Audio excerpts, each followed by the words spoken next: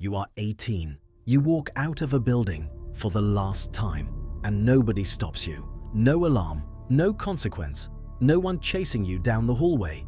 Just a door and the outside, and the terrifying, electric, paralyzing feeling that you just made either the best decision of your life or the worst one. You don't know yet. Neither does anyone else. They just act like they do.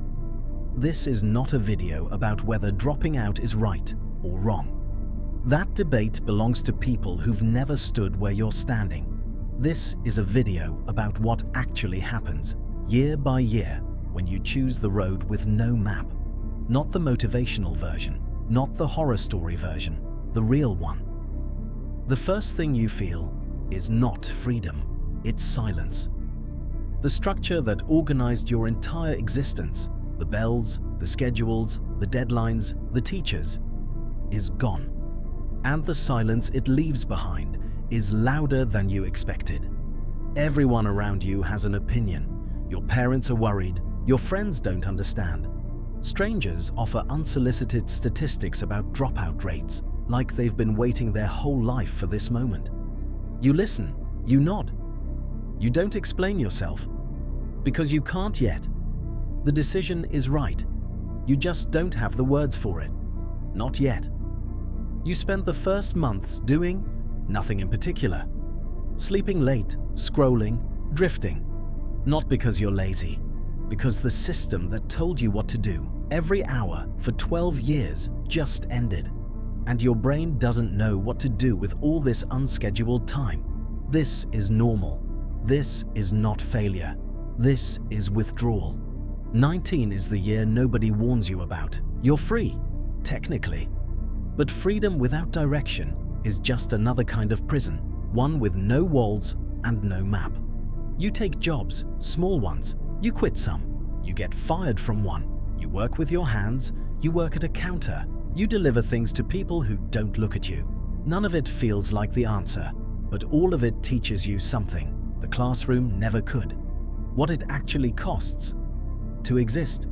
Rent, food, time, energy. The abstract becomes concrete very fast when the money is yours and the bill is real. Some of your friends are in university now. You scroll past their photos, campus, parties, lectures. You feel something. Not quite envy, not quite certainty, just the quiet awareness that you are doing something different, and you don't know yet if different means better. At 20, something shifts. The drifting starts to feel expensive, not just financially. Time is moving. You can feel it. So you start testing. You try sales. You can talk. But you hate the pitch. You try construction. Your body learns fast, but your mind wanders. You try delivery, retail, logistics. You are not failing. You are mapping. Most people spend their entire lives in jobs they fell into by accident.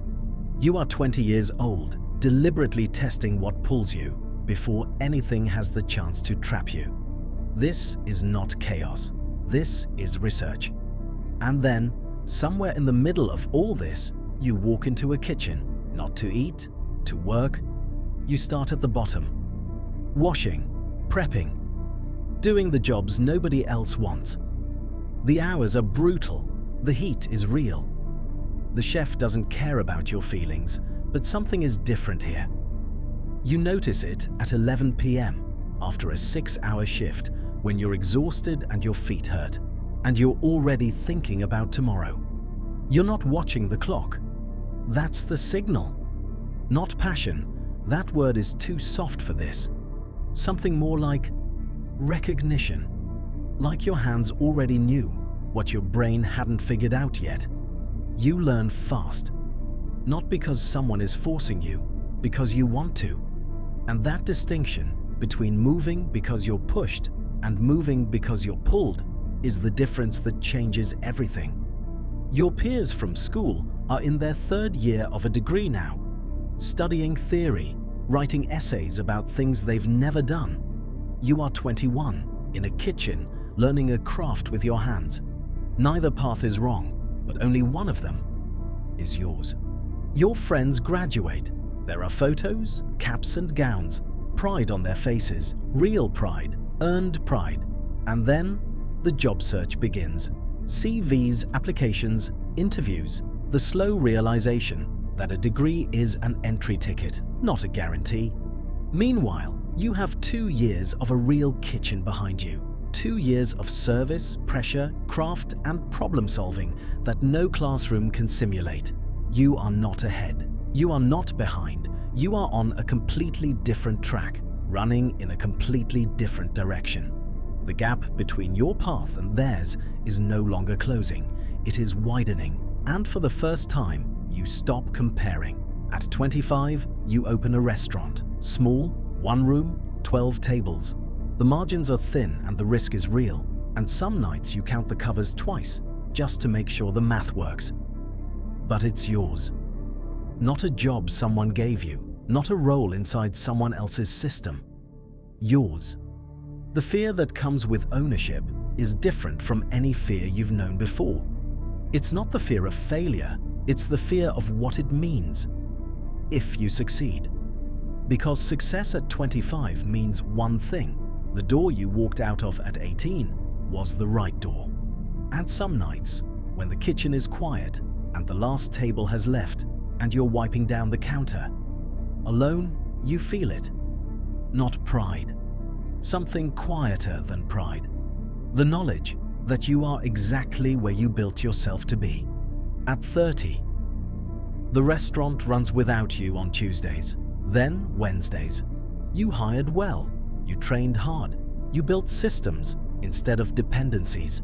And now, for the first time in your life, you have something that most people spent their entire careers chasing and never find. Time that belongs to you. Not vacation time, not sick days, not the 48 hours between one Monday and the next. Real time. Discretionary time. Time you didn't have to ask permission for. And the mind that spent 12 years being told what to do, then spent 12 more years building something from nothing, that mind doesn't sit still. It starts looking at the next thing, because that's what builders do. They don't stop when the first thing works. They ask, what else is possible? At 35, you do not regret it. Not the exit at 18, not the chaos at 19, not the years of testing, failing, finding, building. You don't regret any of it, and that's not because everything went perfectly. It didn't. There were months where the restaurant nearly closed. There were years where the math didn't work, and the doubt was louder than the plan. There were nights where you wondered if the people who told you were wrong were right. They weren't. But here is the thing nobody tells you about the brave decision. It doesn't always arrive on time. It doesn't always look like the dream. It doesn't come with the ending you imagined when you were standing at that door at 18. What it comes with is something better. The knowledge that the life you're living is one you chose, not one you inherited, not one assigned to you by a system designed for someone else's idea of success. Yours, built slowly, built imperfectly, built by you. And that, more than the restaurant, more than the income, more than anything the scoreboard shows, is what the brave decision gives you. Not the perfect outcome, the honest one. You are 18 right now, or 19, or 22, and already wondering if you made a mistake. You didn't. The mistake is waiting for someone to hand you a map, for a road they've never walked. Build yours. Start now.